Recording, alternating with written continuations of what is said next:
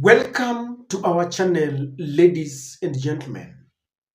After the events that took place in Parliament yesterday, where Rigathi Gachagua was impeached by a vote of 281 members of Parliament against 41 who said no, and of course, one abstinence. The politics of this country is not going to remain the same, and by extension, the politics of Mount Kenya. We can take it to the bank that in the near future, if at all Rigathi will be saved or will be condemned by the Senate and or with the courts, the Mount Kenya fraternity will sit down and they are going to make a major decision. The following will happen in Mount Kenya. Mount Kenya, as a fraternity, as a group, is going to sit down to look into the decisions that they made in 2022 when William Ruto came to them, traversed the whole of Mount Kenya, and how William Ruto convinced them to reject Uhuru Kenyatta and embrace Ruto as their kingpin. Number two, Mount Kenya is going to look for a new kingpin, and especially if Rigathi Gachagua is going to be impeached and maybe taken to court. Because if Rigathi is going to be impeached and that decision is sustained by the Senate and the courts of justice, then it means Rigathi cannot contest for any political office for over a period of 10 years. And because Mount Kenya is very keen on being part and parcel of a government that will be formed in 2027, they must look for a kingpin, they must look for someone who will speak on their behalf. Number three, Mount Kenya is going to look for new political alliance because the relationship between Mount Kenya, especially the electorate, and William Samoei Ruto has gone sour. When they do that, I have a feeling that Rigathi Gachagua is going to remain a very integral part of this search for new alliance, of this search for a new kingpin. When people were voting, Sabina Chege surprised many when she ditched Rigathi Gachagua and voted yes. That is what is going around in the social media. I've been trying to look for that answer of those who voted yes and no, but I'm not getting it. And so people are asking what is happening. They're saying that was the height of betrayal. But one politician that has, attracted headlines for over 1 month now, ever since Rigathi Gachagua realized that his head was on the chopping board, is Ndindi Nyoro. And Ndindi Nyoro has played some secret cards that people don't understand what Ndindi Nyoro is up to. At some point, Ndindi Nyoro was a man who was attacking leaders. He was attacking Uhuru Kenyatta. He was attacking Raila Odinga. But after the broad-based government, Ndindi Nyoro took what I call a sabbatical leave. He became very passive and adapted a paradigm shift from what we've known him for. And when you look at his social media, social handle pages like Twitter, he is only updating the development projects that he undertakes in his constituency. And today, Ndindi Nyoro was conspicuously missing among the chaotic members of parliament who heckled and voted to impeach Rigathi Gachagua. And that move is politically significant. That move is intentional. Because why would Ndindi Nyoro decide not to go to parliament to vote? Because many of the members of parliament whom you saw in parliament today will not make it back in 2027.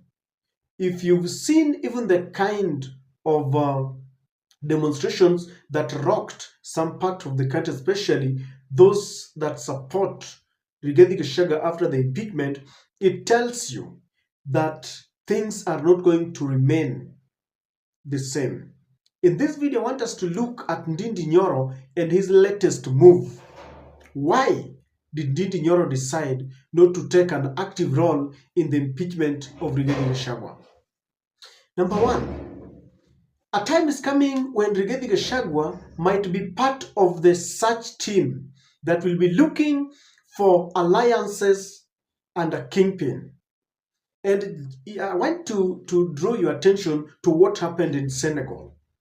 When this man called Sonko, I think is now the prime minister, was poised to become the president, the government of the day, with machinery and its schemes, decided to blacklist him, and he was rendered not viable to run as a president. What did he do? He decided to release a video where he endorsed Basiro. There's that president, I think it's called Basiro or somebody. And he told them, this is the man whom we share with our dream. This is the man who carries the aspiration of the youth and the forces of change. And people adopted and people voted for Basiro. If Gachagua will be rendered not fit to run for any office, Gachagua is going to be part and parcel of the leadership that will sit down as they look for new alliances. And anybody who took part in his impeachment, anybody who rubbed shoulders the negative way with him, is going to suffer the consequences and the wrath of the people.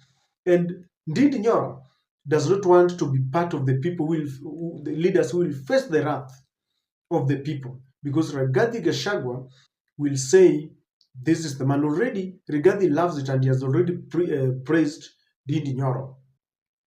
Ndindi does not want to look as someone who is taking advantage of siblings' predicaments.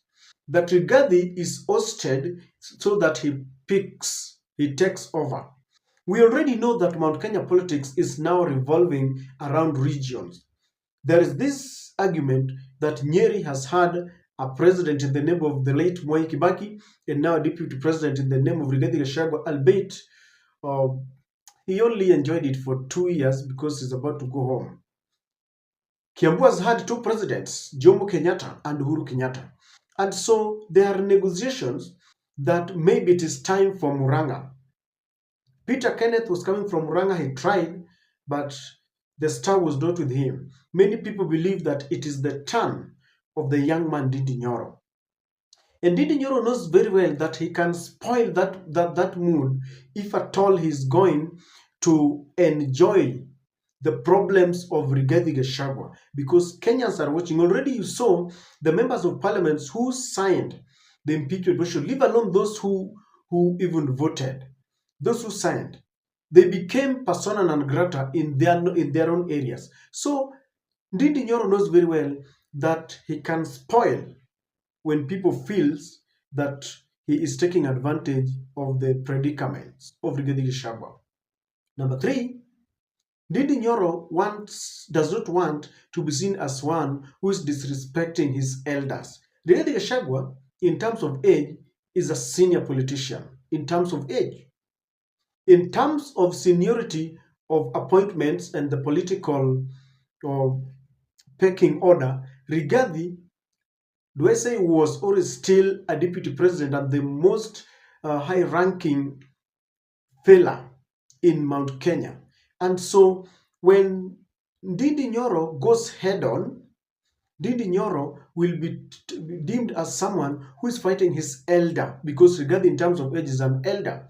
In terms of political ranking is also higher. So he wants to remain respectful so that he's not accused of being disrespectful to his elders. Number four, Ndindi Nyoro feels a little bit, or do I say, he feels he was gullible. He was among the team that was cheated by William Ruto to attack their own brother. Remember, Ndindi Nyoro was at the forefront of warning Uhuru Kenyatta that they would go for his property. And youths went there, goons went for the Northland farm. People saw the harassment on Uhuru's mother and the son. And then it wasn't enough. Ndindi Nyoro was at the forefront of saying, we don't want any kind of handshake. Raila Amolo Odinga will not be allowed here. William Ruto is a son of Mamau. Now he looks back and he feels misused because the same man they were told would not get into government is now in government. And Ndindi Nyoro, because of that move, has decided to ditch William Samoei Ruto because he wants to be careful. He has realized that this is a politics of use and dump.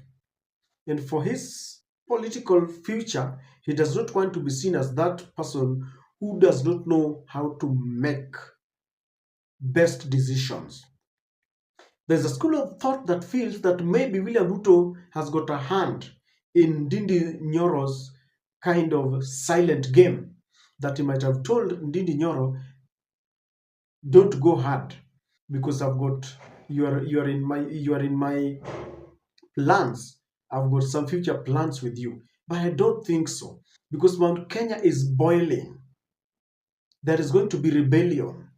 And by now, they will label some people as traitors. This is the time that Mount Kenya will say, in the words of George Bush, when Osama bin Laden bombed the World Trade Center, he said, during such times, we know who is with us and who is with the enemy. It is the time of Mount Kenya to know who is their friend and who is their enemy. And they perceive those who voted to impeach Rigathi Gachagua as their enemies. And so I know the leaders are still with William Ruto because most of them ascended to power because of William. Some of them have been given money. Some of them have got a personal vendetta with Rigathi Gachagua. But the majority of the locals are with Rigathi Gachagua. And most of those members are not going to see the light of day in 2027. And so for Ndindi Nyoro, I believe he made the best decision. Kimani Ichungwa might not make it to parliament. But even if he doesn't, William Ruto is going to appoint him in a ministerial position. In fact,